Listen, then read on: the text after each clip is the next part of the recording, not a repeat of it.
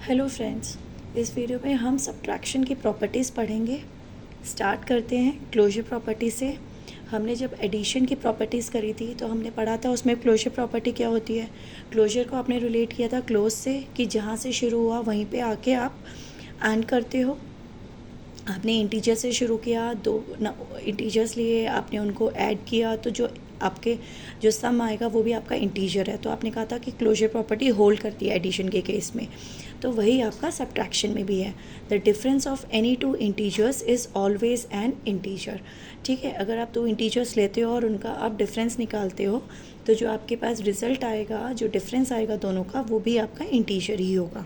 That is for any two integers आप a minus B निकालो या b माइनस ए निकालो, वो दोनों आपके हमेशा इंटीजर ही रहेंगे। जब हमने होल नंबर्स का सेक्शन करा था ना, तब हमने कहा था कि होल नंबर्स में सब्ट्रैक्शन जो है वो आपका क्लोजर प्रॉपर्टी होल्ड नहीं करता।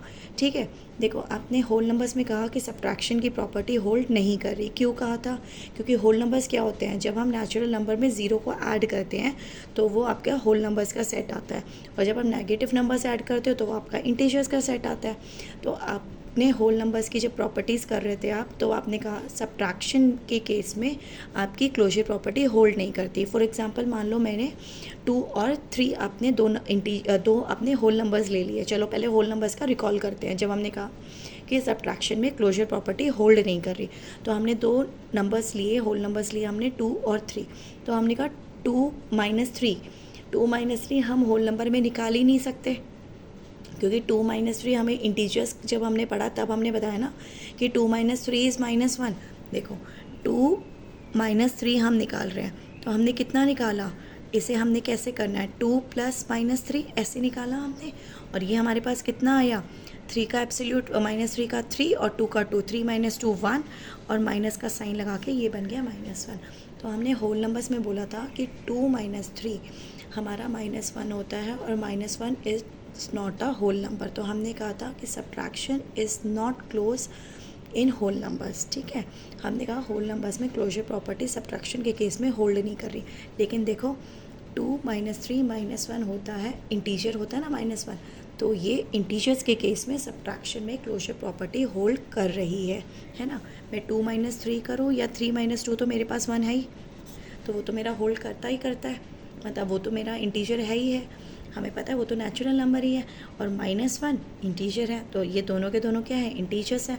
For any two integers a minus b और b minus a is always an integer, दोनों ही होने चाहिए हमारे पास। ठीक है ना, और इसी के बेसिस पे हमने कहा था कि होल नंबर्स में सब्ट्रैक्शन के अंडर जब सब्ट्रैक्शन वाला ऑपरेशन लेते हो तो आपकी क्लोजर प्रॉपर्टी होल्ड नहीं करती है, लेकिन इंटीजर्स में होल्ड करती है, क्योंकि उसमें नेगेटिव नंबर्स भी आपके इंक्लूड होते हैं। क्लियर हो गया? जैसे फॉर एग्जांपल अगर मान लो मैं कर रही हूँ, ये मैंने फर्स्ट लिया, ठीक है, 3 माइनस 2 हो गया मेरे पास, और 2 माइनस 3 दोनों बन गया। अगर मान लो मैं ले रही हूँ 5 माइनस 10, तो मैं 5 माइनस 10 कितना होगा, हमने यही करा था ना अभी लास्ट वीडियो में जब हमने सब्ट्रैक्शन सीखी थी विदाउट यूजिंग नंबर लाइन। सबसे पहले माइनस को रिप्लेस करो प्लस से, और आपको 10 का एडिटिव इन्वर्स लेना, वो कितना होता है -10, और उसके बाद यूजिंग एडिशन प्रॉपर्टीज़ जो आपने रूल यूज़ करे थे ना, एडिशन वाले रूल यूज़ करे थे, उससे आपने कहा कि एब्सोल्यूट वैल्यूज़ निकालो, दोनों का डिफरेंस निकालो। तो 10 माइनस 5 कितना हो गया 5, और बड़े वाले का साइन लगा दो। तो देखो -5 क्या है, इंटीजर है ना। ऐसे ही मैं 10 माइनस 5 करूँगी, वो भी मेरा 5 होगा, वो भी मेरा इंटीजर है। ठीक है, तो इसलिए हम बोलते हैं कि the difference of any two integers is always an integer. तो क्लोजर प्रॉपर्टी होल्ड करती है सब्ट्रैक्शन वाली भी इंटीजर के केस में। क्लियर हो गया? तो सब्ट्रैक्शन के करस्पॉन्डिंग क्लोजर प्रॉपर्टी होल्ड कर रही है। क्लियर? अब नेक्स्ट प्रॉपर्टी हमारे पास आता है कि subtraction of integers is not commutative.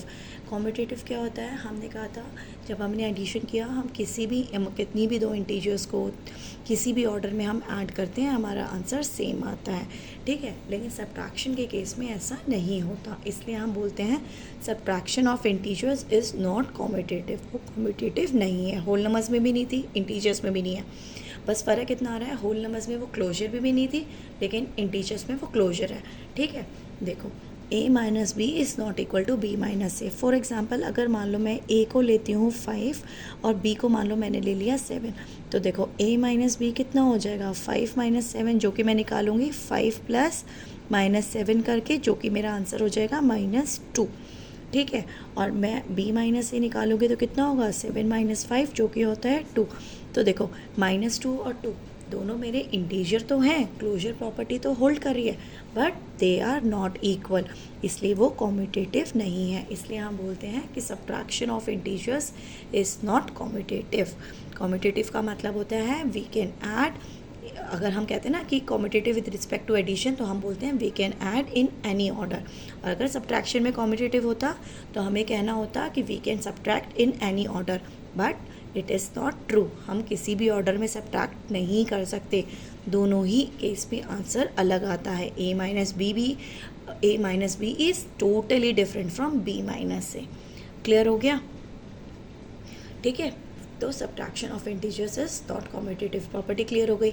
अब नेक्स्ट प्रॉपर्टी आपकी आती है if a, b and c are any 3 integers. अगर अब हमने इसमें 3 इंटीजर्स लिए हैं a, b और c, अगर a, b, c कोई भी 3 इंटीजर्स हैं तो इसके 2 पार्ट्स हैं। फर्स्ट पार्ट में कहते हैं if a is greater than b then a minus C is also greater than b minus C. अगर a b से बड़ा है, c कोई भी इंटीजर है, मैंने दोनों साइड अगर मैं माइनस करूँगी c को, तो आगे भी मुझे वही इनइक्वालिटी मिलेगी। a is greater than b then a minus c will be greater than b minus c. Okay, example से समझते हैं इसको। अगर हमने मान लो एग्जाम्पल हमने लिया कि let a is equal to 10, b is equal to 8 and c is equal to 4। हमने कोई भी 3 इंटीजर्स लेने हैं, हमने ये तीनों ले लिए हैं, हमने अभी पॉजिटिव ले लिए। ठीक है, कोई फ़र्क नहीं पड़ता पॉजिटिव लो नेगेटिव लो। ठीक है, प्रॉपर्टी आपकी यही है कि a ग्रेटर देन b है, तो a माइनस सी आपका b माइनस सी से ग्रेटर होगा।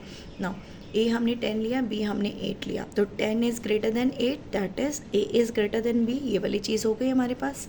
ठीक है, अब हम निकालते हैं a minus C. a minus कितना होगा 10 माइनस 4 कितना बन गया 6, और b माइनस सी कितना हुआ, अब b कितना है 8, 8 माइनस 4 कितना हुआ 2। Now clearly 6 is greater then, यहाँ कितना आया 4 आया ना, 8 माइनस 4 4 होता है ना, सॉरी 2 नहीं होता 4 होता है ना, तो कितना आया आपके पास 6 is greater than 4। Okay, therefore a minus C is greater than b minus C.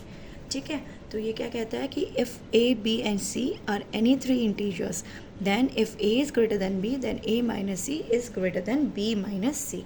a minus सी कितना आया 10 माइनस 4 6, और b माइनस सी कितना आया 8 minus 4 4, and clearly 6 is greater than 4, that is a minus C is greater than b minus C. ये first property है आपकी। ऐसे ही second property कहती है कि अगर a लेस देन b है और मैं c को दोनों साइड सब्ट्रैक्ट करती हूँ तो मेरी इनइक्वालिटी रिटेन करेगी। ग्रेटर है तो ग्रेटर आएगा, लेस है तो लेस आएगा। ओके, वो भी देख लेते हैं हम property. If a is less than b then a minus C is less than b minus c. Example से देखते हैं हम इसको।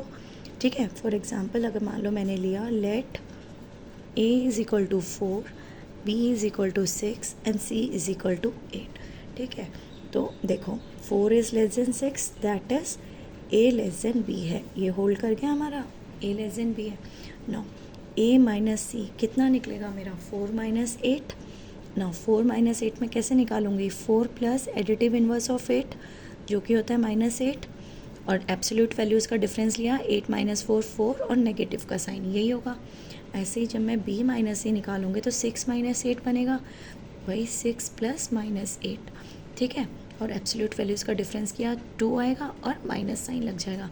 अब हमें देखना है -4 इज़ लेस देन -2, है ना, आपने पढ़ा हुआ है इंटीजर्स की स्टार्टिंग में, आपको बताया था, ऑर्डरिंग करी थी हमने कि -4 is less than -2, that is a minus C is less than b minus C, है ना, होल्ड कर गया। अब मैं ये वाला आपको दोबारा हम रिकॉल करते हैं कि कैसे है। देखो ये आपकी नंबर लाइन है, आपके पास 0 1 2 3 और यहाँ पे -1 -2 -3 -4 -4 का है यहाँ, -2 क्या है, ये इंक्रीजिंग ऑर्डर में होती है आपकी नंबर लाइन। तो देखो -4 इज़ लेस देन -2, यहाँ से आपको समझ आ रहा है -4 इज़ लेस देन -2। ठीक है, ऐसे ही -4 is less then -1, -2 is less then -1, -2 is less then 0। हमने ऑर्डरिंग करी थी जब इंटीजर्स की, तो ये पढ़ा था ना हमने। तो -4 लेस देन -2 है, that is a minus C is less than b minus C. हो गई क्लियर आपकी ये वाली प्रॉपर्टी। तो जो आपका यहाँ इनइक्वालिटी है, अगर ए ग्रेटर है b से तो c को मैं माइनस करूँगी तो मेरा ग्रेटर रहेगा a minus C b minus C से। अगर लेस है a लेस देन b है, मैं c को दोनों साइड माइनस कर रही हूँ, तो मेरा इनइक्वालिटी तब लेस देन की आएगी। इनइक्वालिटी चेंज नहीं होगी, वो सेम रहेगी, रिटेन करेगी। ठीक हो गया, समझ आ गया, हमें प्रॉपर्टीज क्लियर हो गई। और एक और चीज़ हम इसमें मैं आपको बता रही हूँ आप कि अगर मेरा 2 लेस देन 4 होता है, तो अगर मैं दोनों साइड, आप ऐसे भी इसको कर सकते हो, ये तो मैंने नंबर लाइन से बताया, ऑर्डरिंग से बताया। एक और आपके पास तरीका है, 2 अगर लेस देन 4 है, हमें पता है 2 लेस देन 4 होता है, अगर मैं दोनों साइड माइनस से इंटू करती हूँ ना, तो यहाँ कितना बनेगा -2 और यहाँ कितना बनेगा -4, मल्टीप्लाइंग बोथ साइड बाय -1, ठीक है ना। तो इनइक्वालिटी चेंज हो जाती है, आप उससे भी इसको चेक कर सकते हो। ये तो वैसे आपको नंबर लाइन से ऑर्डरिंग आपने करी हुई है, बाकी आपके पास ये भी है, अगर मैं माइनस साइन से दोनों साइड इंटू करती हूँ इनइक्वालिटी के दोनों साइड, तो इनइक्वालिटी मेरी रिवर्स हो जाती है, चेंज हो जाती है। लेस है तो ग्रेटर हो जाएगी, ग्रेटर है तो लेस हो जाएगी। देखो, अगर मान लो इसको हम अदर वे राउंड पे तो लिख सकते हैं। अगर मैं बोलूँ 6 इज़ ग्रेटर दैन 3, तो -6 इज़ लेस दैन -3 होगा। देखो लोकेट कर लो, -5 यहाँ, -6 यहाँ, तो -6 यहाँ आएगा और -3 यहाँ आएगा, है ना। तो आपकी इनइक्वालिटी चेंज हो जाती है। ये आप आगे क्लासेस में सीखोगे, जब आप इसमें आगे जब आप और इनइक्वालिटीज़ पढ़ोगे तब आप ये सीखोगे कि अगर मैं माइनस साइन से दोनों साइड मल्टीप्लाई करती हूँ तो इनइक्वालिटी गेट रिवर्स्ड, अपोजिट हो जाती है, लेस से ग्रेटर बच जाती है, ग्रेटर से लेस हो जाती है। ठीक है, तो आप इससे क्रॉस चेक करने की भी मतलब क्रॉस चेक आप अपना आंसर चेक कर सकते हो इससे। बेसिकली नंबर लाइन और ऑर्डरिंग तो आपको पता ही है, इससे एक और आप दोबारा अपना चेक कर सकते हो आप आंसर अपना। ठीक है, क्लियर है? चलो, थैंक यू।